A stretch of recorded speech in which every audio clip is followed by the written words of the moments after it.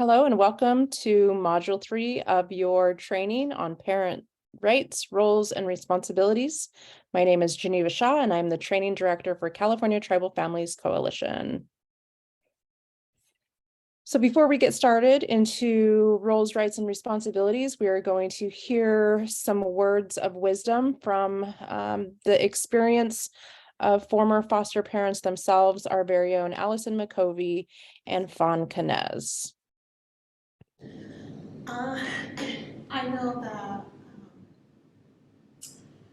there is a huge need out there for families to be an extra support for kids in need. My mom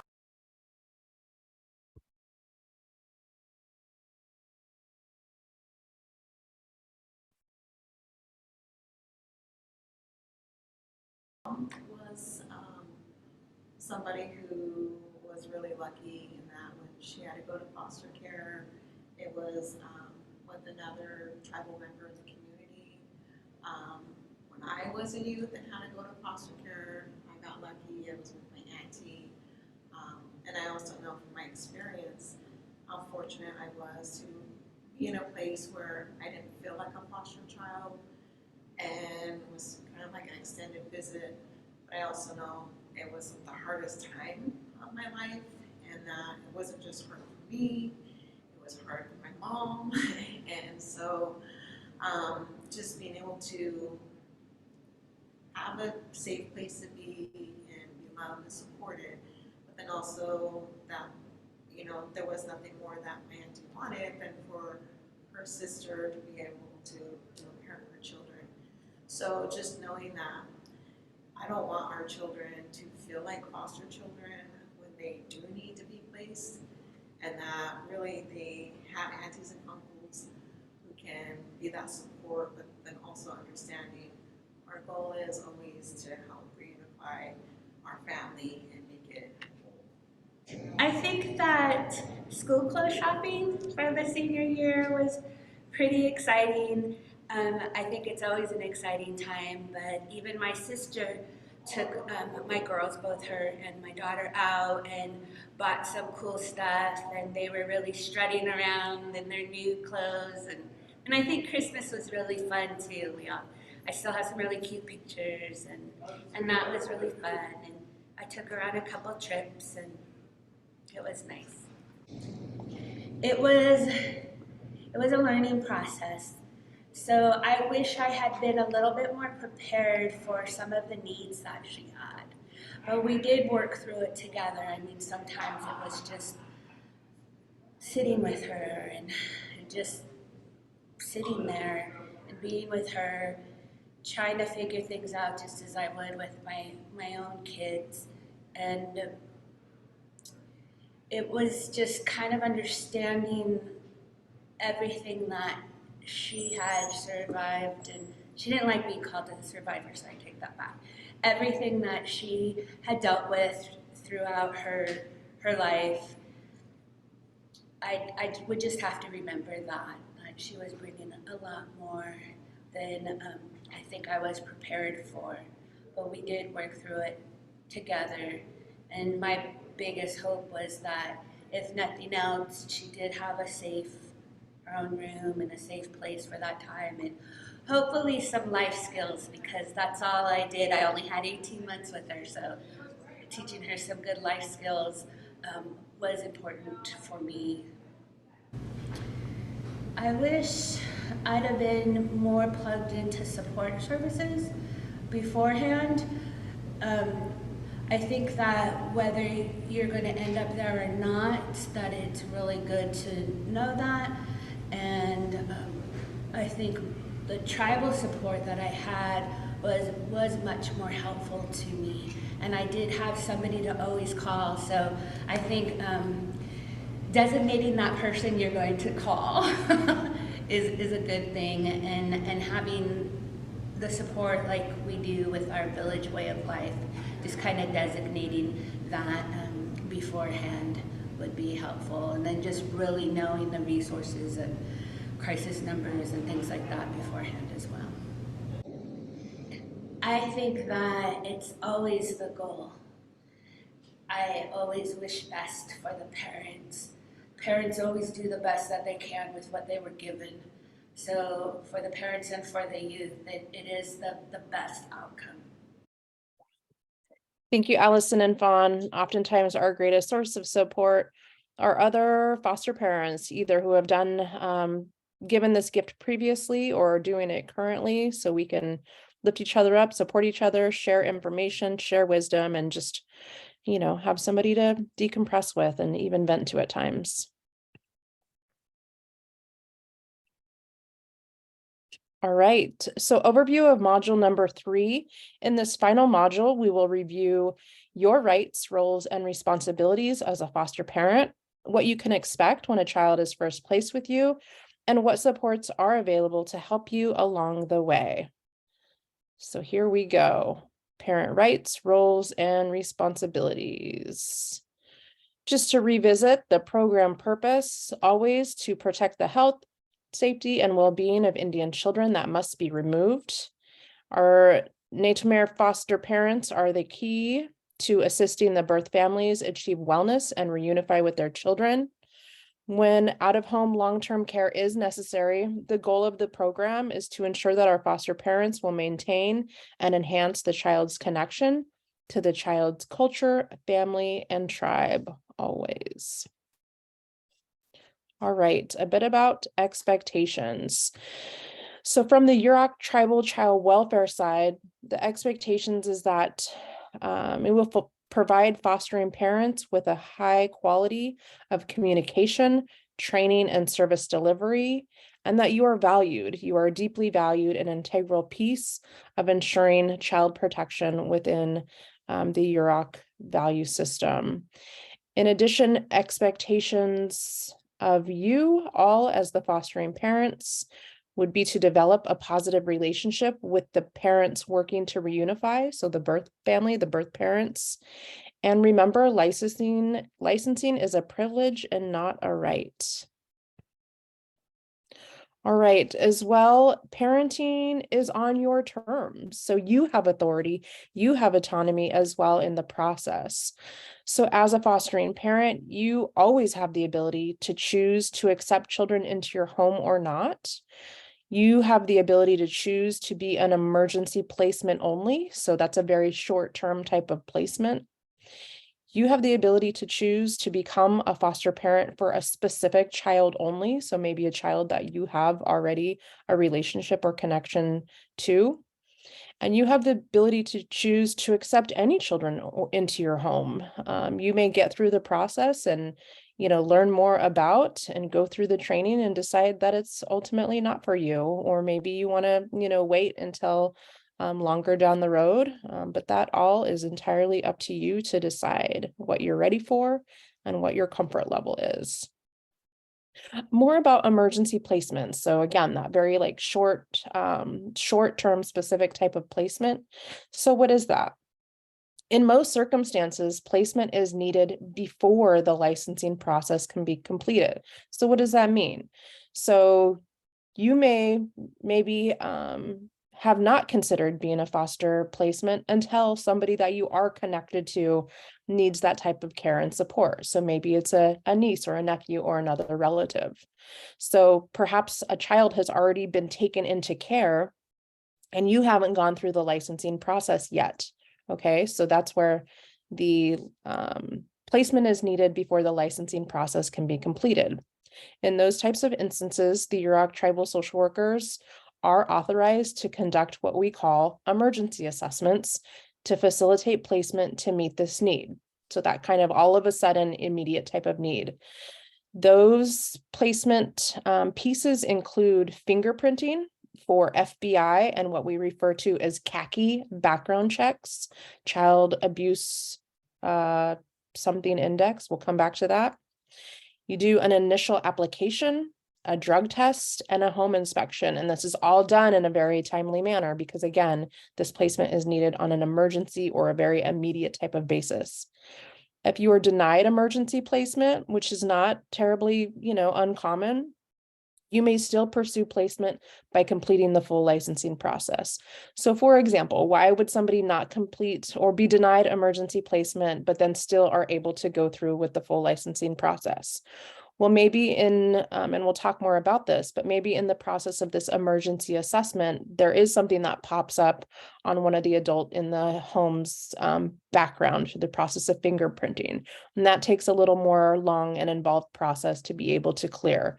Maybe there are things with the home where it's not quite ready for that emergency placement and some things need to happen, structurally, physically with the home before that home can be approved, and that'll take a little more time. So there's a lot of reasons why a family might be denied emergency placement, but that doesn't preclude you from, pursuing the full licensing process and being able to provide care. So a little more about the steps of licensing. So as a fully licensed home, right? So we had the emergency process, and then we're now talking about a fully licensed home. There is a requirement to meet all of the following. So a caregiver application where, you put down, names, birth dates, and all that identifying type of information in an application format.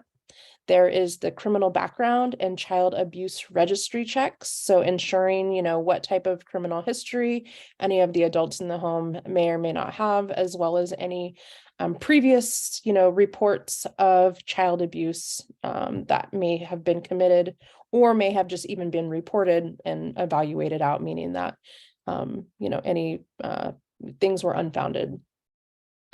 A fully licensed home must also do a caregiver and home study, which is generated, the findings are generated into a report.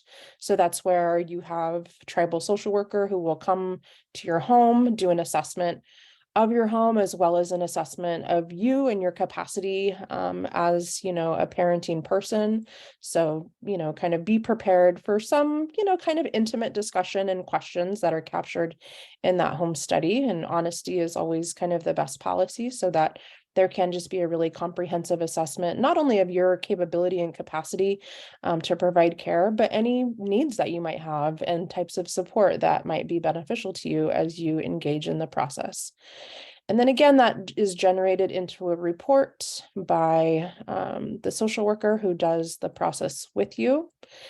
There is then the requirement to engage and complete foster parent training, which is why we're all here viewing this video and recording today. And then finally, after all of these things have been completed and kind of checked off on, there is an actual approval of license, which is kind of the official, final step to, basically acknowledging you as a licensed foster home. Please note that licensing standards that pertain to safety, sanitation, and the protection of civil rights will align with recommended standards of national organizations and will be reviewed every 3 years. So there could be changes over time. So maybe in 3-5 years from now, there might be a little bit of difference in what is required of you, or, what type of information needs to be gathered. So just be prepared for little nuances or changes over time. All right, step 1, a little bit more about the application. So the application includes, again, kind of your basic demographic information for all persons living in the home. So names, birth dates, those types of pieces. The application also includes a disclosure of any prior criminal convictions or arrests. So this is where, you basically identify any of those instances that may have happened in your past. The application includes a requirement to do a drug test. So if the applicant tests positive, for example, for alcohol, marijuana, or a narcotic for which the applicant has a doctor's prescription, an assessment will be conducted using the criteria in the stated, policies and procedures. So just know that, there is some ability to kind of work through a positive drug test in the event the positive is for alcohol, marijuana, or a prescribed narcotic. And there may be some additional steps that need to be taken associated with that. And then finally, 2 references. So this is basically 2, written statements from peoples who know you and know and are able to speak to your ability and capacity to provide, good, loving parental care for, children in need. So this could be, folks who have known you in the community or have known you familially. It could, just really people who are able to attest to your capacity as a loving, caring home. And for more information about qualifications, those can be found in the Policies and Procedures, Chapter 8, Section 4B stated here. All right, so more about the criminal background checks. Yurok Tribal Child Welfare and Behavioral Health will complete criminal background and child abuse registry checks. So this will need to be completed for all adult members of the household ages 18 and up. And if there are new members of the household that kind of join later, maybe you have an adult child who, isn't living with you currently, but maybe they come to live with you down the line, they would need a background check also, as well as anyone else 18 and up living in your home today.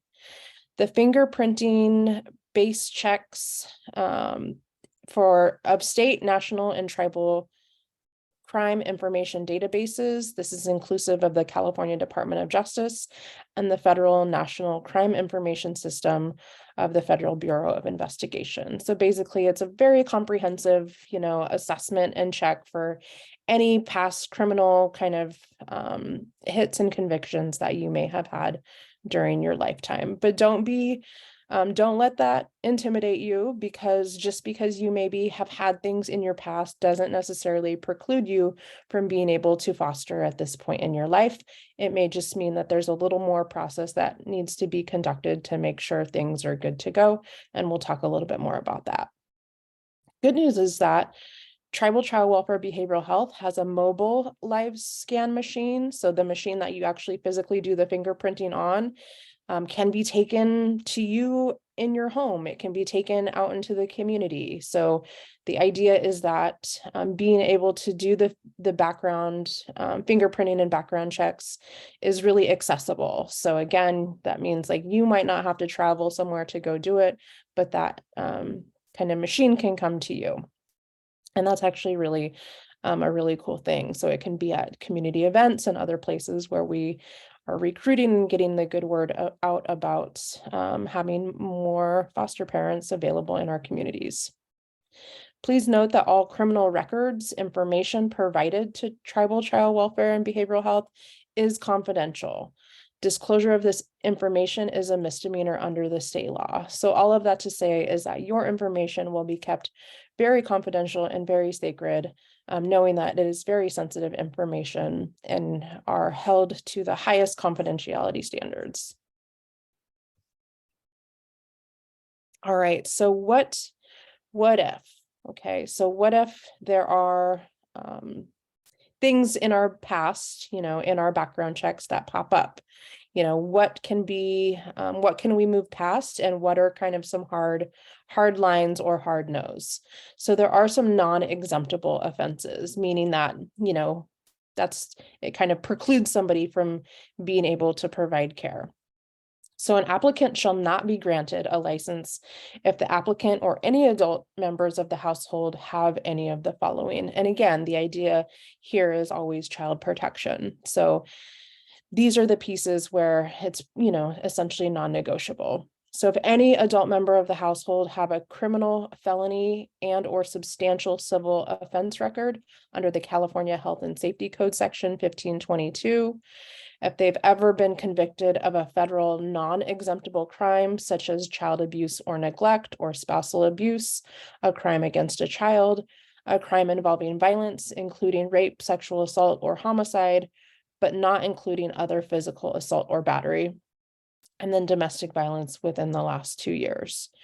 There are also state crimes that are non-exemptable if a person has been convicted in the last 10 years. And these crimes are outlined in the RFA background check assessment guide. Please know, I realize this is kind of high level, like, codes and sections, but just please know that the individual from, The department that you are working with through the licensing process will absolutely be a resource to you to answer questions about any of these if you're unsure, and work through all of this with you so that it's not so daunting and intimidating. And because there are a lot of little nuances, like within 2 years, within 10 years. And we know that as, human beings, like a lot can change in a decade or 2 decades or 3 decades. So having those old convictions isn't necessarily a reflection of who we are today and our ability to care for and love children. All right, more on exemptions. So if an adult has a criminal conviction, other than an infraction, a child cannot be placed in the home unless an exemption is granted. All right. And this is not uncommon. This is something that happens all the time where exemptions have to be granted because of some old, arrest on somebody's record, or like, a DUI from 30 years ago, or whatever the case may be. Tribal child welfare and behavioral health may grant exemptions if the department has substantial and convincing evidence to support a reasonable belief that the applicant and the person convicted of the crime, if other than the applicant, are of good character to justify the issuance of the license. So all of that to say is that if we know, that, again, going back to the example of, say, a DUI from 30 years ago, and, that is not a reflection of who somebody is today, and their standing in the community and their ability to care for and love children in ways that are consistent with Yurok values, then those types of exemptions, can be granted by the department. And that's one example. There are a variety of other instances, and kind of specifics to, individuals and individual families and households that the department will absolutely, again, work with you through and work hard to kind of do this piece of being able to like identify, your good character and justify the issuance of license. And this is where those letters of reference come in really handy too, because those may even speak to, kind of your growth and progression in your life, and maybe an old conviction not being reflective of who you are today. More information on the exemption process can be found in Chapter 8 with the section there stated before you. Again, just because you have yourself or other adult members of your household may have old convictions, please don't let that intimidate you away from the process. Needing and requiring exemptions is very common. And, the department really want to work with everybody involved to make sure any of these things can get resolved so that, we're able to have more loving, caring homes providing care for kids who are involved in the foster care system. All right, and so some even more specifics about relative exemptions. So a relative, so you're related to the child, may seek an exemption of any of the federal or state non-exemptable crimes for the placement of a relative child only if the individual or household members do not have a felony conviction within the last 5 years of the following crimes. So child abuse or neglect, spousal abuse, rape, sexual assault, homicide, or any other crime against a child, including child pornography.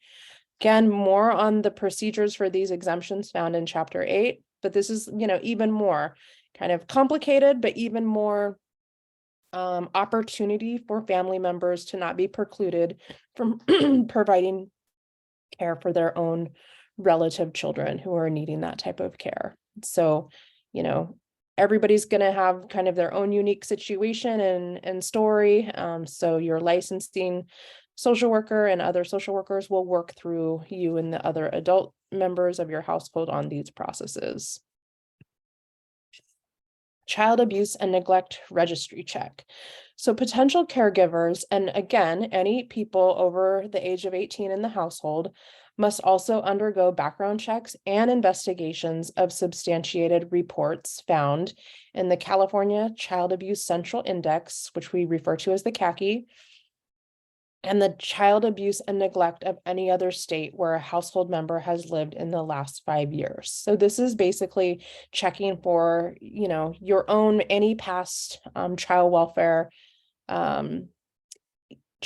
history. So, if there are any previous reports of child abuse or neglect. This is where, that's this process that is occurring. So checking for any of that past history, whether things were substantiated or unfounded, but just really getting a picture of who everybody, who all the adult members of the household are, not only on paper, but there's also the process of actually really getting to know who you are through interviewing and assessing your home and all of these pieces to, make an assessment of, whether or not you will be granted a license. And again, always erring on the side of child protection and child safety, but also working with individuals and families through some of these kind of past histories, to also not, exclude folks who really are situated to provide, love and care to a child in need.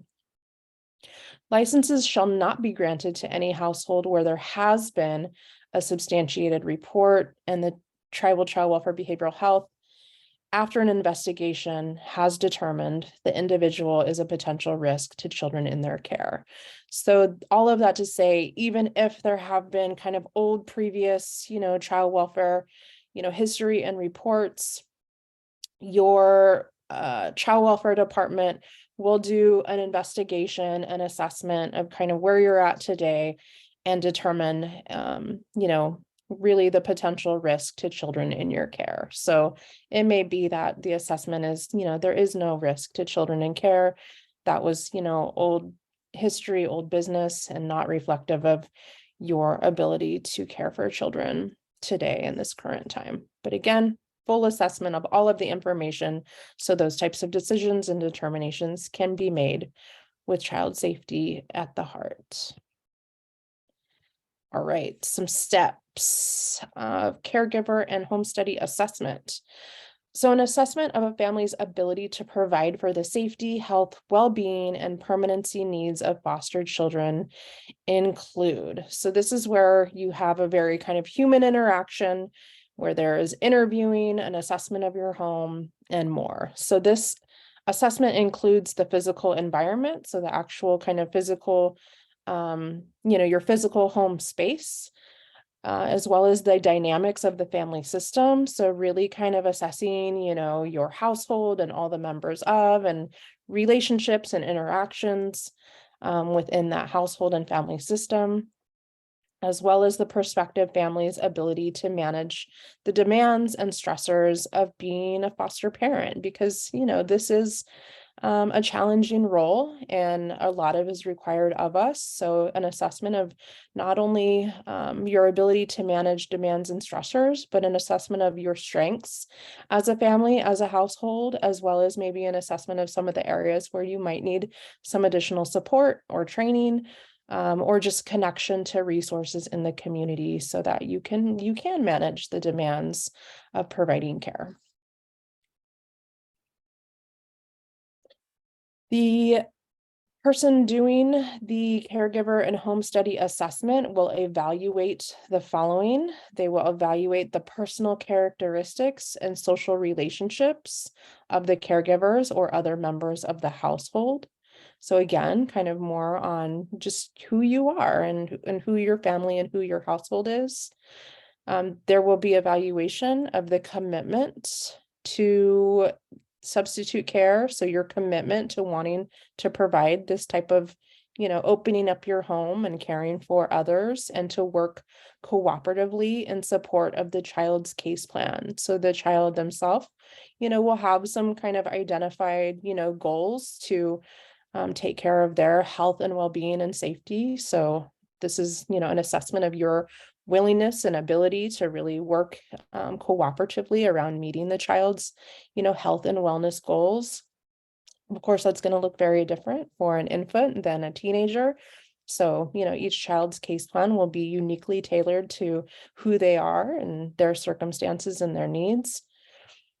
You will be evaluated on the ability to provide positive and culturally engaging, constructive experiences for all children in your care. So really, this is, how, supportive and willing you are to kind of not only keep a child connected to community and culture, but also to build some of those connections and keep those, opportunities and experiences open and available to children in your care, as well as your willingness to keep the child connected to their family, right? Their extended family, the tribal community, as well as tribal culture and language. So this may be, your willingness to, ensure that the child has access to, cultural enrichment workshops in the community or other kind of skill building workshops, or having openness and inclusive of having the child visit their extended family,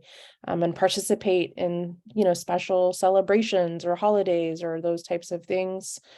Because really, in part, that's kind of the heart of your role, in addition to meeting those everyday kind of basic needs and giving love and building life skills, but also fostering and building and maintaining those connections that are going to be really important to the child throughout the entirety of their life, which is that kind of knowing who they are and where they come from and building that strong Yurok identity. The assessment will also there will be a lot of ways that information is being gathered, such as through interviews and from your references. So qualities and standards will include, assessing for kind, mature, and responsible with a genuine liking for children, consistent and healthy methods for handling the unique needs of your own families, and ability to attend inherent cultural needs of tribal children within your care, an assessment of good moral character, and, mature, stable, flexible, and able to cope with stress and give and receive love, assessing, custody of your own children and kind of what your relationship and history is with, your own children, if you do have children of your own. Willing and ability to notify the tribal social worker of significant incidences involving the child, subsequent convictions, and address any changes for the purpose of monthly visits. And then qualities and standards also include your physical and mental capability for caring for a child. So all of this to say that there will be an interview with questions to assess, your motivation for wanting to be a foster parent, how you interact with children in a kind of loving and caring and age appropriate way, your history of raising your own children, if that is something that, if you have your own children, as well as, how you cope with, stress, how you're able to kind of, work in and navigate a demanding, relationship and dynamic, how you're able to give and receive love, how, kind of willingness and open you are to building a productive relationship with the tribal social worker to help troubleshoot and meet, kind of any needs that not only the child has, but that you may have in caring for them. And ultimately, your physical and mental capability of caring for a child. And then, your physical home. So there's the process of assessing you as a caregiver, and then the process of also assessing your home for appropriateness, safety hazards, things of that nature. So things that are assessed within the home and are kind of really paid attention to is, the home itself and surrounding property must be free of hazards to the children's health and well-being. So sometimes that, may require a little bit of, cleaning up at the property, or, putting things that may be hazardous, locked up in a shed or put up, high somewhere where little ones can't reach them. Assessing for, a working telephone or form of communication on the premises for emergency use. If there is no phone, then, what is the alternative plan in the event that, emergency phone call needs to be placed to 911, for example. Assessing if, there is anyone in the home who does smoke, there is no smoking inside of the home, but that is conducted within 25 feet of doors.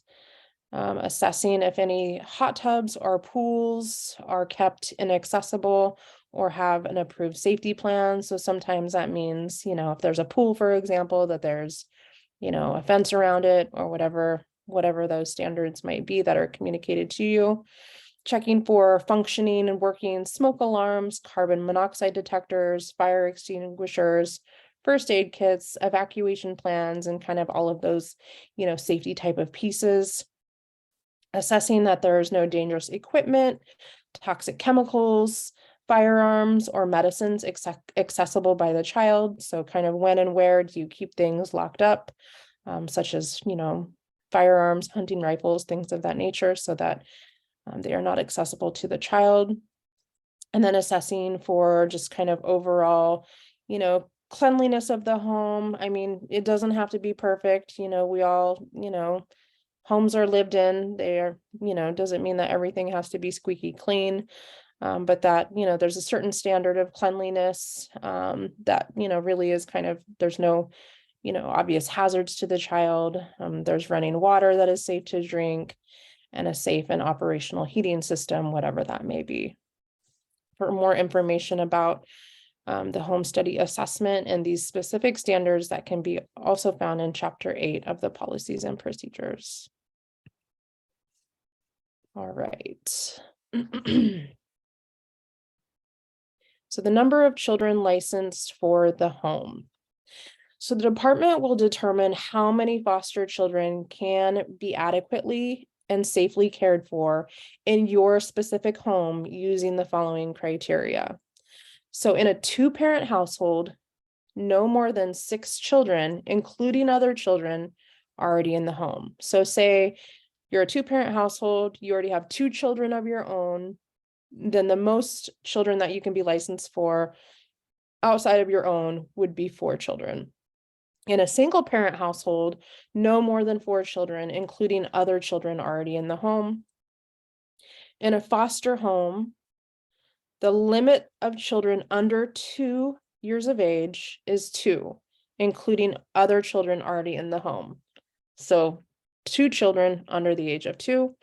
The number of children with mental or physical disabilities in the home is limited to 3 or fewer, including other children in the home. So again, kind of just depends how many children are already in the home, what are their ages, what might be their specific needs, is what, you would be licensed for.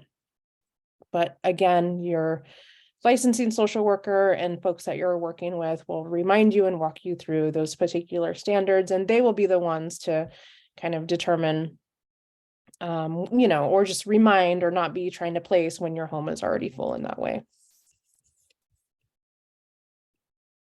All right, and the final home study report. So all of that information is gathered from the interviews, from assessing your home, from background checks, and all of these other sources of information. And then there's the generation of the final home study report. So the tribal social worker will prepare a written home study report with recommendations concerning the applicant's suitability to be a substitute care provider. And that report will include the following.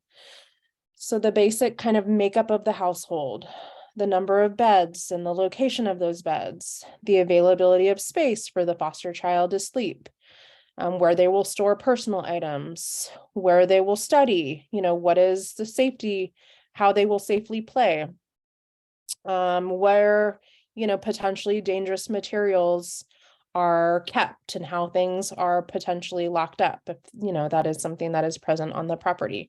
So what are those safeguards in place?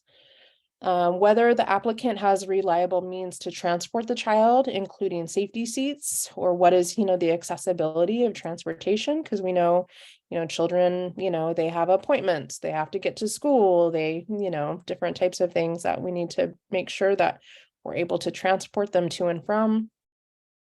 The home study report will include verification that the household has passed criminal and child abuse background checks or obtained an exemption for any of those past criminal convictions or otherwise. Whether the applicant has passed a drug screen and their ability to refrain from illegal drug use and excessive alcohol use. whether there has been the completion of the 10 hours of pre-services training, and whether the applicant can provide a safe, stable home and healthy environment for the child and can respect the cultural values and religious preferences of that child. So that is what will be included in your final home study report, touching on all of these bullet points. And then, as was also included in the report, but the process of actually going through the training, which again, here we are doing the darn thing. So all applicants are required to attend 3 hours of orientation prior to being fully licensed. Here we are. All licensed foster parents will be required to obtain 10 hours of training during the first year. So there are a variety of training modules that make up those 10 hours of training. And those are inclusive of the federal and tribal child welfare laws and regulations, the tribal child welfare behavioral health structure, purpose, policies, and services, the roles, rights, and responsibilities and expectations of foster parents, first aid and CPR training, the impact of childhood trauma and managing child behaviors, behavioral and discipline, and Yurok cultural awareness. And this may not be an exhaustive list. There may be other opportunities that are made available as well. But here's kind of your core training pieces that will be included and required of you to complete. All right, and then comes step 5, which is the approval. So your tribal social worker will submit the final report along with your application package to the department supervisor, who will review the application and determine whether or not to approve. If you are taking this training, you are so close. So you clearly are well into the process and have likely completed a lot of these pieces we have discussed. And we thank you for your commitment to Yurok tribal children and families deeply and greatly. Such a gift. All right, so some requirements after approval. So you've done all the things, you've, filled out all the paperwork, you've had the interviews, you've had, somebody come to your home. There's probably been a variety of back and forth conversations that have happened to finally get the report generated and that final approval. So now what? So after approval, you will sign assurances in a placement agreement regarding the care of the child, your cooperation with the department, their personal behaviors, and commitment to ongoing training. So basically, you're making a commitment. You're making a commitment to care for the child in cooperation and partnership with the department, to, acknowledge and, attend to their specific and personal behaviors, that of the child, and to engage in ongoing training to support you in the process. You are also expected to follow regulations governing child's rights relating to abuse activities, their case plan, tribal relationships and culture, discipline, some specifics around discipline, medication. So if the child is prescribed medication, meaning services, and then more on that can also be found in Chapter 8 of the Policies and Procedures. And then remember, you have the right to appeal. So we'll talk a little bit more about that. But if something occurs and a decision is made that you are in disagreement with, because perhaps you don't feel like all of the information was obtained or considered, then you have a right to appeal. Agency appeals and fair hearing. So not only do you have the right to appeal, but you have the right to receive a fair hearing. So an individual can file an administrative appeal with the department through the Yurok court for any of the following. So for a denial or revocation of a home approval or licensing for foster care, guardianship, or adoptive placements, including the denial of any criminal record exemption. So say you are not approved, you're not approved for the license, you can appeal that. Maybe you felt like you should have been granted a criminal record exemption and you were not, you can appeal that. You can appeal for the denial of foster care maintenance, adoption, or guardianship assistance payments, a denial of any request for increased amounts in payments, a denial of extended foster care benefits, including housing assistance or foster care maintenance payments, and a denial of medical or social services. There are some specific appeal timelines that will need to be abided by in the event that you get a decision that you wish to appeal. So the department will provide individuals at risk of losing benefits a notice 10 days before taking actions. So whether that be not having a license renewed or whatever the case might be. The Title IV-E manager will review all decisions that may result in a decision to deny, reduce, or end benefits. The claimant may request the supervisor to review the decision. If a resolution cannot be reached through this informal process, the claimant may file a written appeal. The appeal must be filed within 10 days after the decision. All appeals must be in writing and submitted to the department within 10 work days of receiving the denial. Rights and responsibilities. All right, your rights and how you are supported. So you have the right to have monthly visits from the tribal social worker. So those monthly visits are to come and just check on how things are going, if there are any needs or things that need to be followed up on, kind of if the child's case plan goals are being met and work towards those types of things, but really just also an opportunity to, you know, build relationship and just make sure that, you know, everybody has what they need. You have the right to monthly payments to care for the child. So, you know, acknowledging that this, you know, you're providing a tremendous resource and also caring for kids is costly. There are costs associated with that. So you have a right to receive monthly payments to support you in caring for the child and meeting their basic needs. You have a right to ongoing emergency support in a crisis. So, you know, things are, you know, kind of blowing up at night or on the weekend, you know, who are you calling? Who is there to receive that phone call and give you that support when things are kind of in that crisis space?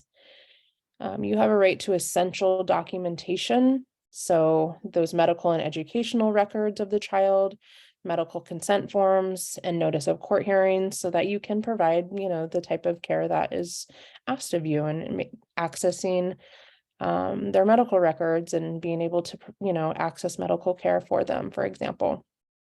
You have a right to transportation support. So, you know, if you do have barriers to accessible transportation, kind of how are those barriers being reduced and how are you being supported in that? You have the right to advocacy for educational and medical needs. So, you know, helping you make sure that the child's educational and medical needs are met. You have the right to support for cultural involvement, to support for child recreational activities and school clothes. You have the right to get respite support. So breaks, you know, those are breaks when you're, you know, needing just some extra support, somebody to take the child for an evening, a weekend, or so you can go get away and take care of some of your business or whatever that may be. And you have the right to supplies needed for placement, such as beds or things that you need to correct existing hazardous issues or other kind of support pieces to make sure that you are situated to, you know, bring a child into your home.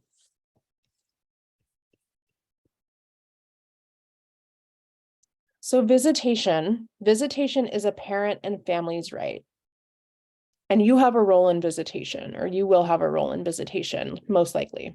So parents, each parent, and we're talking biological parents, each parent shall have the right to reasonable and frequent visitation. And this is going to look a little bit different for every kind of child and parent and what their visitation plan will be. So each parent shall have the right to reasonable and frequent visitation, provided that the parent's rights have not been terminated. So if the parents' rights have been terminated, then, there may not be provisions for ongoing visitation. Such visitation will be subject to limitations imposed by the court for the child's protection. Extended family, so the child's larger network of family. Any member of a child's extended family has the right to reasonable visitation with that child if necessary for the best interest of the child.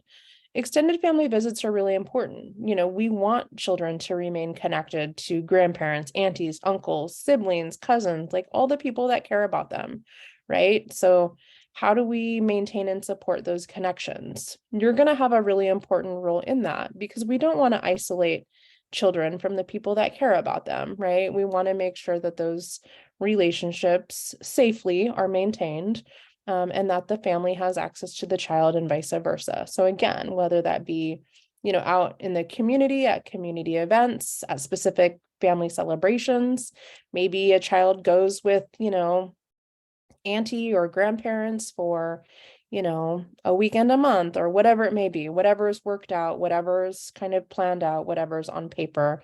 And the department will work with everybody involved on what those plans and rights and expectations look like for specifically per child.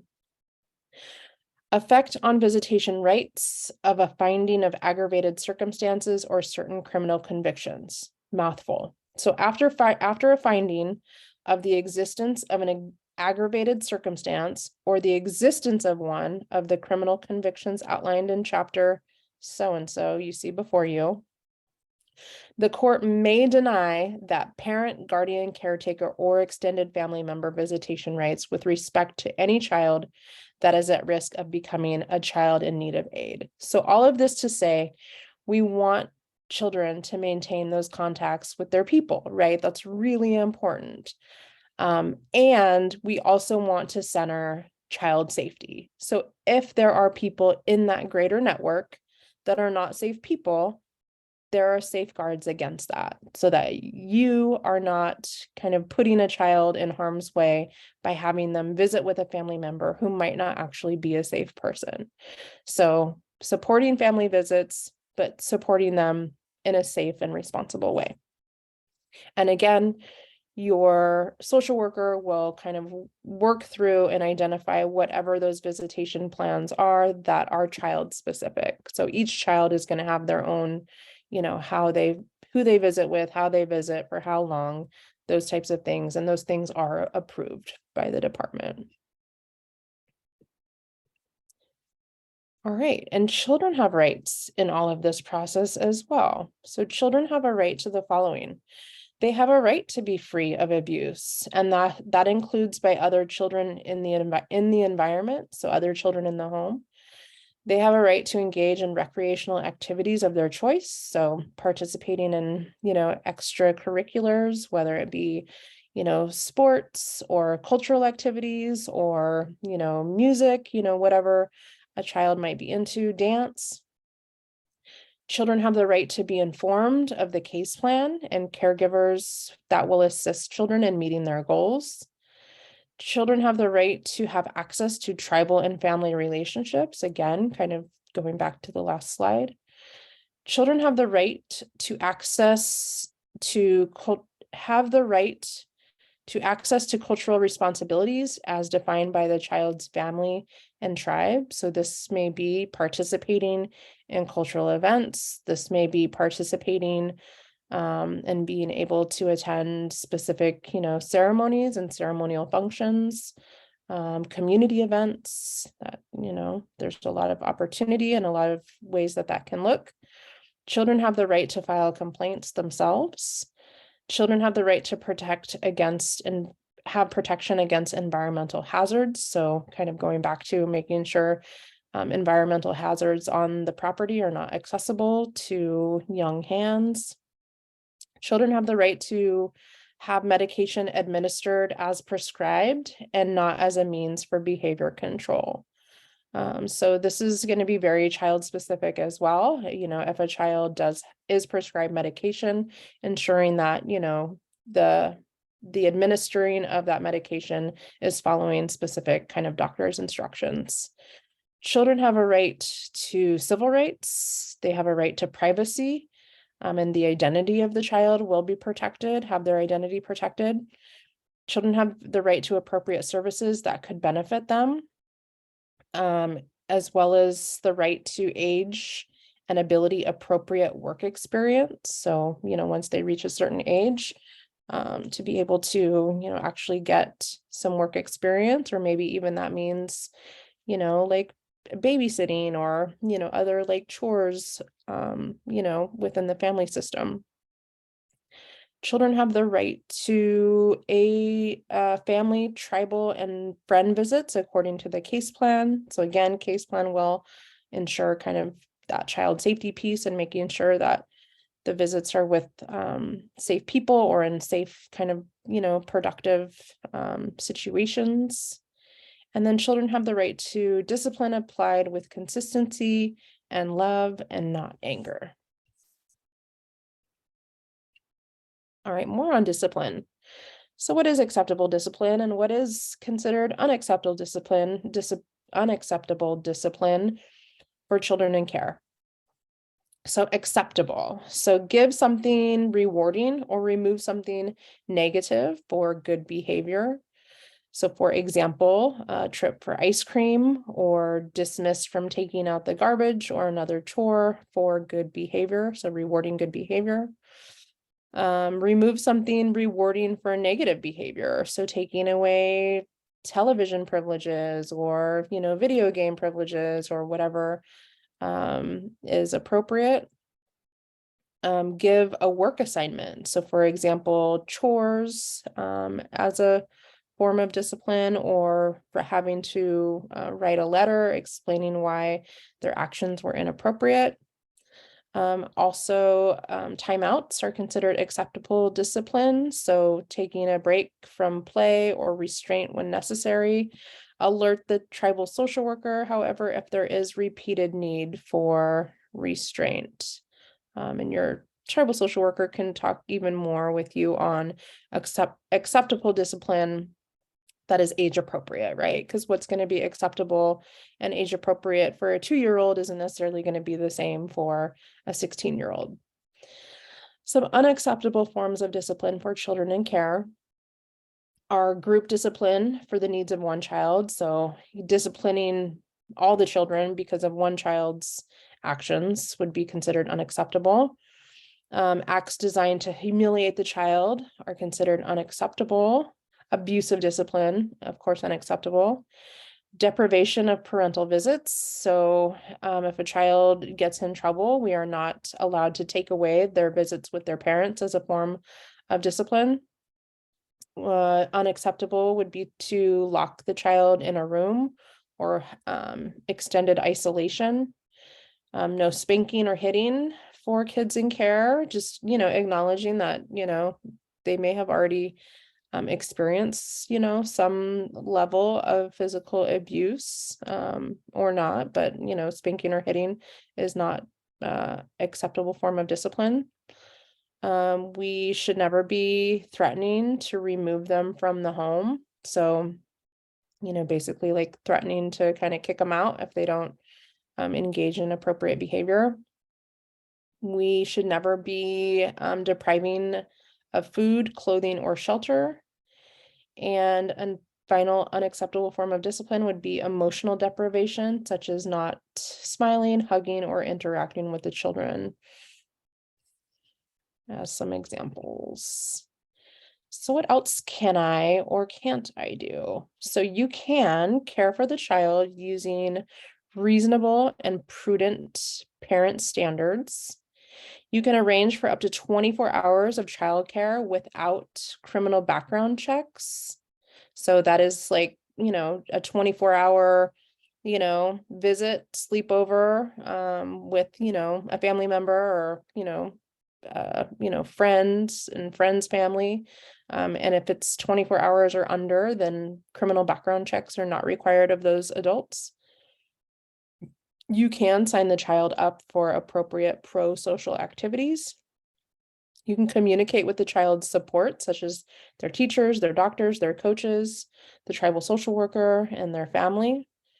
You can travel with the child within the Humboldt and Del Norte counties. So going on a camping trip, or maybe there's a basketball tournament, the next county over. That is all permissible traveling without any special approvals needed. So what you can't or are not able to do is use corporal or emotional punishment, kind of similar to what we touched on in the previous slide. You cannot prevent family members from visiting the child, especially if that is built into their kind of visitation plan. We are not able to kind of make those hard lines and preclude those visits between child and family members. You cannot make educational decisions for the child without the tribal social worker's permission. So those types of decisions should be done in collaboration and in consultation. You cannot receive child diagnoses and decisions about medication without the tribal social worker. You cannot cut the child's hair without permission. You cannot authorize tattoos or piercings without permission, or just in general, because they're not probably 18. You cannot speak or post publicly about the child without the tribal social worker's permission. So for example, posting pictures on social media, that's something that we have to be really aware and cautious about. And oftentimes, that is, not an allowable thing to do, is post, photographs on social media of, your foster child or children, again, without permission. And then the travel part. So if you are traveling outside of the Humboldt Del Norte County region, that would require some permission. So communicating in advance, hey, we have this thing coming up. We are needing to travel out of the Humboldt Del Norte region. So just communicating that and making sure all is well with that type of travel.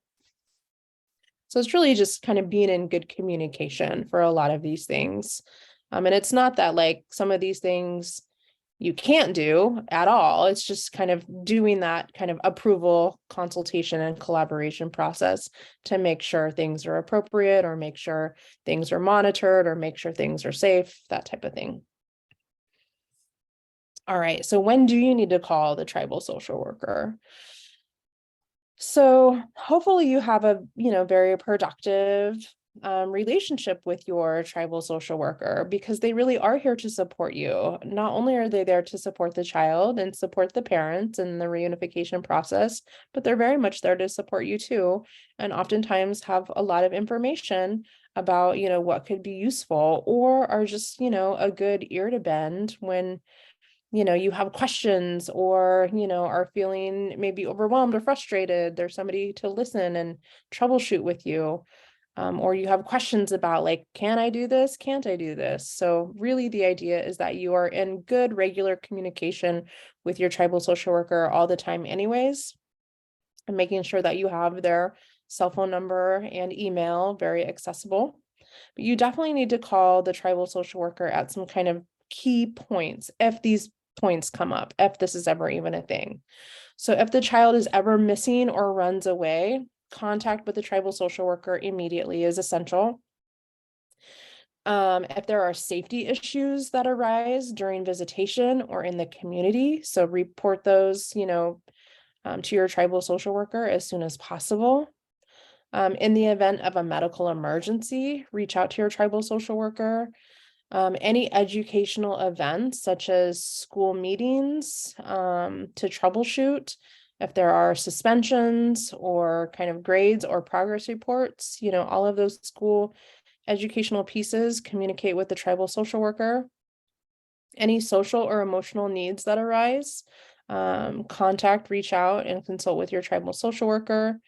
Any community meetings with the parents that are outside of the visitation plan and schedule. So maybe there's a random, like the example here, a child sees their parent at the mall, or maybe the child or the parent shows up at the school for a school event that wasn't kind of pre-authorized or planned.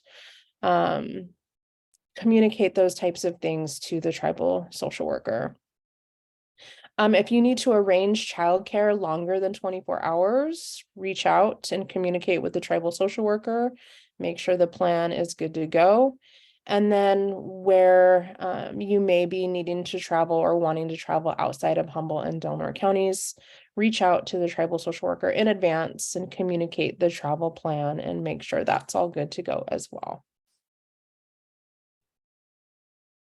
All right, and then there will be a process to reevaluate your license and the approval of your license. And in some instances, your license could potentially not be renewed, and maybe, something significant has happened. I mean, obviously this is probably going to be a much less common situation or circumstance, but, it certainly can and does happen.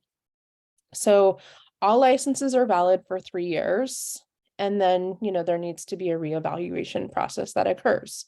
So the licensees may inform the department of their desire to renew their license, and the department shall obtain all necessary information to renew the license. And maybe not a lot has changed. Maybe there have been some changes. So maybe what was a 15-year-old in the house of your own birth child is now 18. So maybe they need a background check. There could be a lot of different circumstances, and updated information could be very small, could be, more significant. Licenses issued by the department will be reevaluated if the substitute care provider changes residences. So even if it's only been 1 year, but you move and you're in a new residence, then there will need to be a reevaluation of your new home. Licenses may be revoked if there is a material change that would disqualify the parent from being certified that occurs in the substitute caregiver's family or home. So say, for example, one of the adults in the household, had an arrest or something like that. Licenses will be revoked if false information was provided, including omission of information in the initial application process. Licenses can be revoked if there is a failure to report a significant incident pertaining to the health or safety of the child in care. And there are some additional grounds for revocation that can be found in Chapter 8. If a substitute caregiver's license is revoked, the department will immediately remove any children currently from the home that are being fostered. So, really always wanting to prevent, this type of situation. And if there are things that come up, if we're in good communication, ideally we're troubleshooting along the way in advance, and there are no surprises, and we can kind of sort through any challenges or any kind of new situations or circumstances that come up during, the process and just in life as life happens. All right, ongoing training. So after you are licensed, you will need to complete 4 hours of training per year. Trainings must include every year mandatory reporter training. Trainings can also include a variety of topics, including foster parent conferences, which are really great because you connect with other foster parents, similar foster parent workshops or classes on topics related to care for children or other relevant subjects. So again, this is where, other foster parents are coming together and sharing information and support and getting some topic specific information. Topics can include parenting classes, first aid, CPR, consulting with the child's doctor, therapist, or other professional regarding the child's care, specific to a specific child's kind of needs or diagnoses or whatever that may be.